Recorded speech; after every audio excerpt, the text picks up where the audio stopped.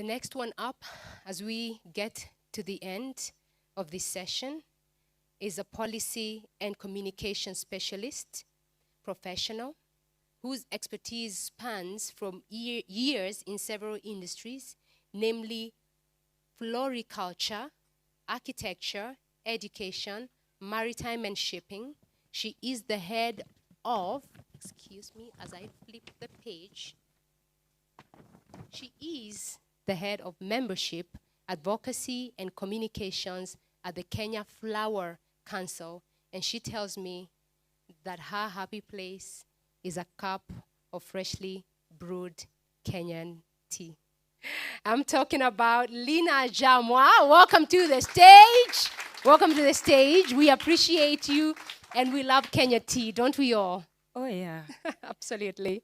I'm going to ask you a question. In your chapter, you did liken leadership to a journey. Over the years, what is the one thing that has stood out for you regarding leadership? Okay, thank you so much, Hannah. I think what has stood out for me is you have to keep moving. And the bit about talking last is that you have the final word. So yeah, I am. So I grew up a very timid girl. In Nairobi's Umoja One Estate. Those days, it was glorious, not like now.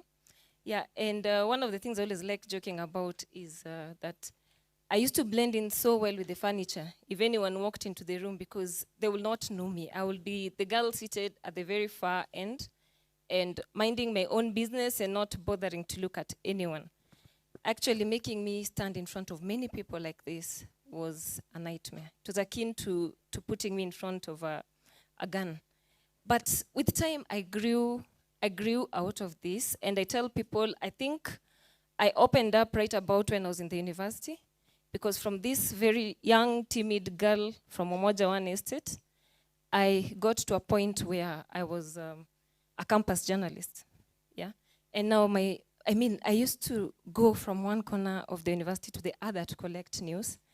And one time I found myself standing in if you've been to the university, of course, politics goes like, just what happens in the normal society. You stand and you have to, people heckle and people are loud and you have to pass your policies. And when I got myself standing to maybe introduce the politicians at that point who are coming to talk to the students, I asked myself, oh my God, what happened to me? How did I change from this timid girl from Umoja One Estate to this girl who was now talking to people?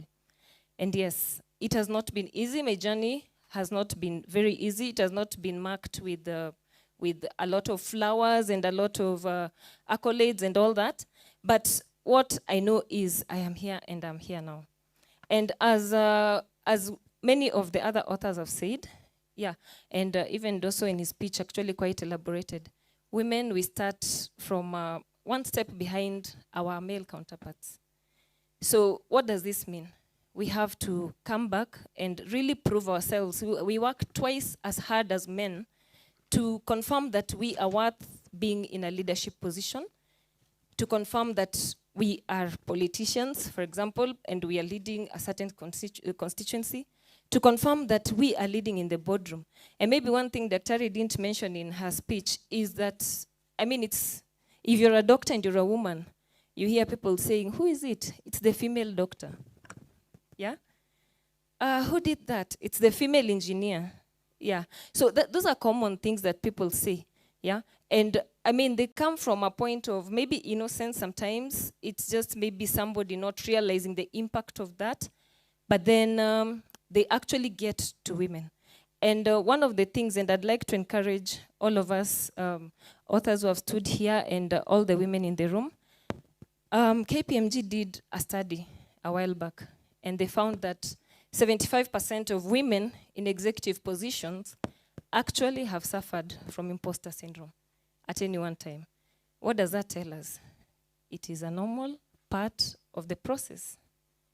And if anyone here is asking themselves what imposter syndrome is, it is a very overwhelming feeling of self-doubt, okay? Like you stand, you want to talk, but you even run out of words because you're wondering, will I say the right thing? Yeah. Will I do the right, will I stand in the right way? Will I be listened to when I stand? And it's always the inner voice that is talking to you and telling you can't. Yeah. But guess what? 99% of the time, it's usually wrong. Okay? So ladies, we can rise above imposter syndrome, and we can actually go ahead and get those. We've been told how many? More than 30? Yeah, positive. Yeah, exactly. More than the 30 strengths that we have, and we write them down. Okay? So for me, I think in my chapter, I liken leadership to a journey, because just like a journey is, you move from point A to B. You start from somewhere, and you have a destination at some point. Okay? So some of the things that I mark out in my story are 3. Number 1, you are enough. And we have to keep telling ourselves this. Yeah?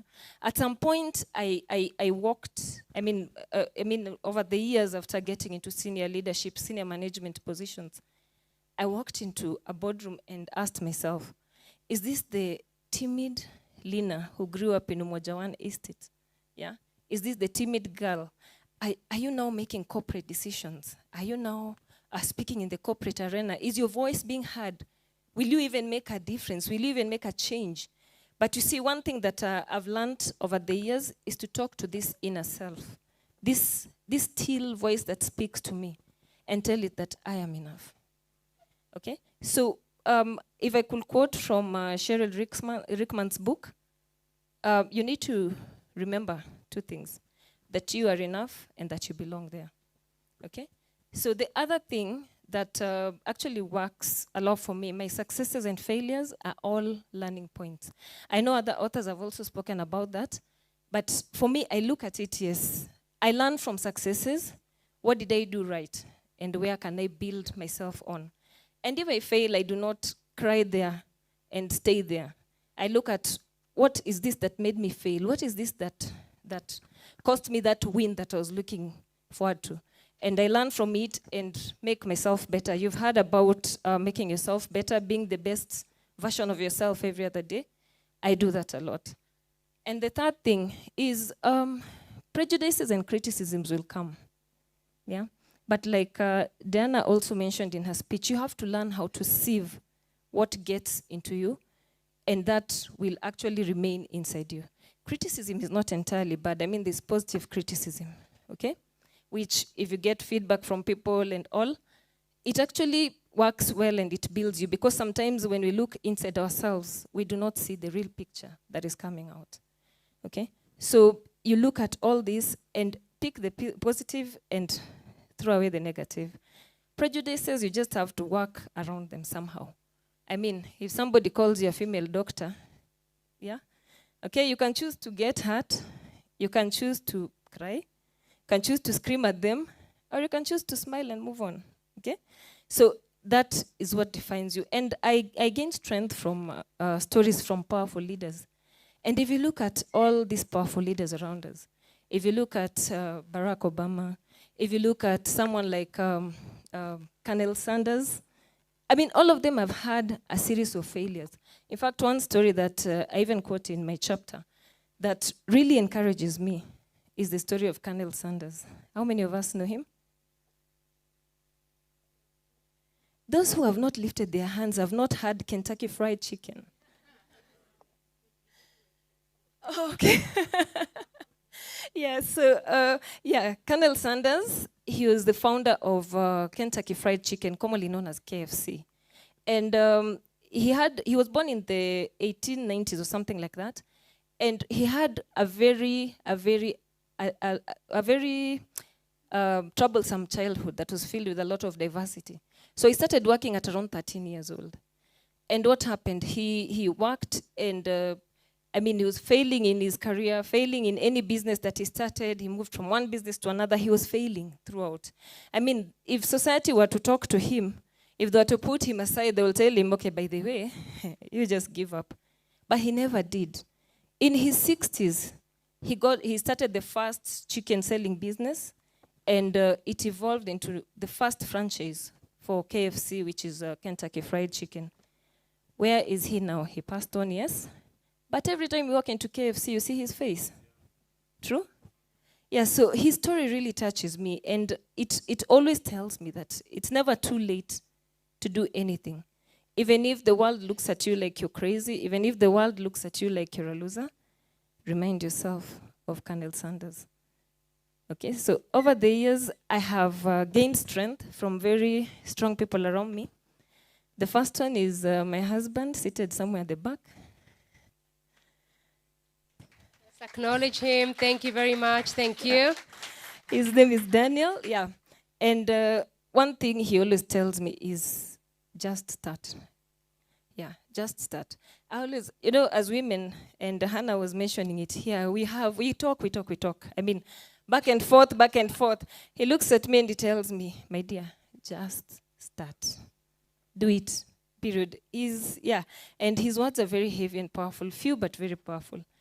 I would also like to recognize my sister-in-law. I have two sister-in-laws who have been very, very instrumental in my life. Coincidentally, they both share the same name. They're both called Sheila. So the one that is present in the room is my husband's sister, and she always pushes me a lot. In fact, sometimes along the journey, you want to give up, but she's like, yeah. If you give up, what happens next? I mean, yeah. And the other Sheila is my brother's wife. I know she's watching online, yeah. And she always tells me she has 3 beautiful daughters. Sorry, when it comes to family, I get emotional. Yeah, so she tells me, my daughters look up to you. You're their auntie. So you have to walk knowing that these ones are looking at where you're stepping. And she always pushes me on. In fact, she's helped me a lot to deal with the imposter syndrome. She comes and tells me, you know what?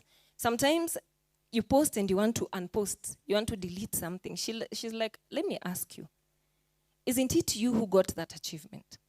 So what happens if anybody else thinks otherwise? You got the achievement, didn't you? Post it.